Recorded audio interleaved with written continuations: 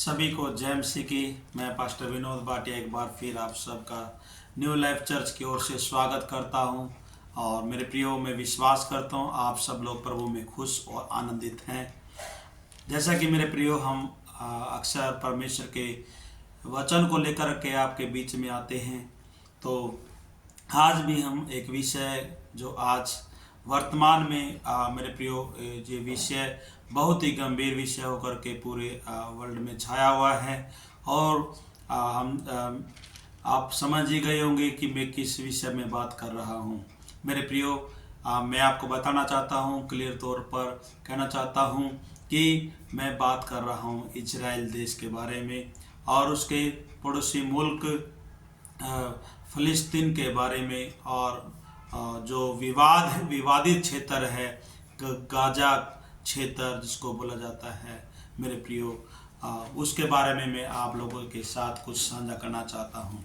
जैसा मेरे प्रियो, गाजा के बारे में आमोस के द्वारा भविष्यवक्ता के द्वारा आमोस भविष्यवक्ता के द्वारा भविष्यवाणी करी गई थी 755 ईसा पूर्व के आसपास। और ये भविष्यवाणी जो है मेरे प्रियो, वचन बताता है परमेश्वर ने आमोस को गाजा के लिए इस्तेमाल करके उसके विरुद्ध में भविष्यवाणी कराई थी। और ये जो पद है आमोस की पुस्तक, जो उसका पहला अध्याय और उसका 6 पद से लेकर के 8 पद तक हम देखते हैं।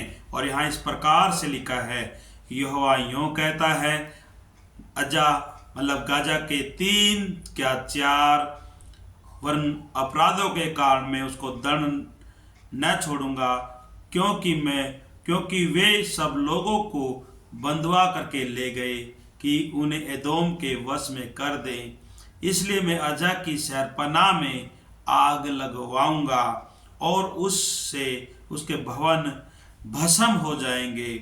मैं अशदोद के रहने वालों को और उसके अस्कलोन के राजदंडधारी को भी नाश करूंगा। मैं अपना हाथ एक्रोन के विरुद्ध चलाऊंगा और शेष फिलिस्ती लोग नाश होंगे। परमेश्वर यहोवा का यही वचन है। मेरे प्रियो, ये वचन मैं आपको फिर बता देता हूँ, आमोस भविष्यवक्ता के द्वारा 755 ईसा पूर्व लगभग बताया गया। और जैसा कि आमोस के बारे में मैं आपको बता देता हूँ कि वो एक आम तौर पर भेड़ बकरियों का चरवाहे के तौर पे था, लेकिन फिर भी परमेश्वर ने उसको अपनी सेवा के लिए, अपनी भविष्यवाणी देने के लिए उस समय के लोगों को, मेरे प्रियो, चिताने के लिए आमोस को परमेश्वर ने इस्तेमाल किया। और जैसा वचन बताता है कि परमेश्वर गजा के खिलाफ जो है वो आग उगलने की बात करता है, उसके भवनों को नाश और भस्म करने की बात करता है, वहाँ के लोगों को रोना और चिल्लाने की बात करता है और फिलिस्ती लोगों के नाश होने की बात करता है। मेरे प्रियो, ये नई बात नहीं है। ये परमेश्वर का कलाम जो बाइबल में इस प्रकार से लिखा है कि वो बताता है कि परमेश्वर जो है वो अपने लोगों को, मेरे प्रियो, पहले से ही जो कुछ इस संसार में, वर्तमान संसार में, भविष्य में जो कुछ भी परमेश्वर करता है, वो सारी बातें बाइबल के अंदर दर्ज हैं।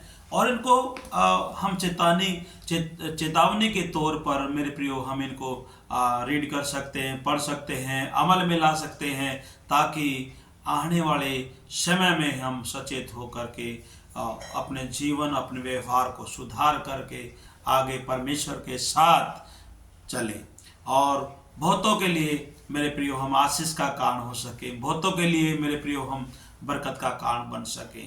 जैसा कि मेरे प्रियो, आप सब लोग इसके बारे में समझते हैं कि गाजा आज पूरा इजराइल के द्वारा, मेरे प्रियो, बिल्कुल भस्म कर दिया गया है। जबकि इस समय हम देखते हैं इजराइल की इस बात में कोई कह सकते हैं गलती ना थी। सबसे पहले गाजा की तरफ से कुछ हथियारबंद लोगों के द्वारा, मेरे प्रियो, ऐसा सुनने में आता है, देखने में आता है कुछ वीडियो के द्वारा कि हमला किया गया। लेकिन मेरे प्रियो पलटवार में इजराइल ने उसको पूरा का पूरा नाश कर दिया, घर भस्म कर दिया। और मेरे प्रियो, और वचन बताता है कि जैसा हम देखते हैं कि सपन्याह भविष्यवक्ता के द्वारा भी गाजा के विरुद्ध में भविष्यवाणी करी गई, ओबदा के द्वारा भी उसके विरुद्ध में भविष्यवाणी करी गई। यिर्मयाह के द्वारा भी हम देखते हैं फिलिस्तीन और गाजा के विरुद्ध में भविष्यवाणी करी गई है। और यहेजकेल नबी ने भी 35 अध्याय उसका 5 पद में मेरे प्रियो गाजा फिलिस्तीन के बारे में खुलकर भविष्यवाणी करी। इसलिए मेरे प्रियो, आप लोग आज इस सारी अपडेट को देख कर के हैरान ना हुए, क्योंकि इन बातों का होना निश्चित है, क्योंकि ऐसा हमारे प्रभु यीशु मसीह ने भी मेरे प्रियो अपने मती रचित सुसमाचार उसका 24 अध्याय के अंदर आने वाले जगत के ऊपर क्या कुछ घटेगा इसके बारे में हम देखते हैं और इसके बारे में वहाँ पे हम पढ़ते हैं। विश्वास करें, जितने भी मसीह भाई बहन हैं वे सब लोग अपने वचन पर ध्यान दें, वचन की रूपरेखा के अनुसार अपने जीवन को जिएं और प्रभु को महिमा दें, और जैसा परमेश्वर चाहेगा वैसा इस संसार में होगा। God bless you. परमेश्वर आप सबको आशीष करे।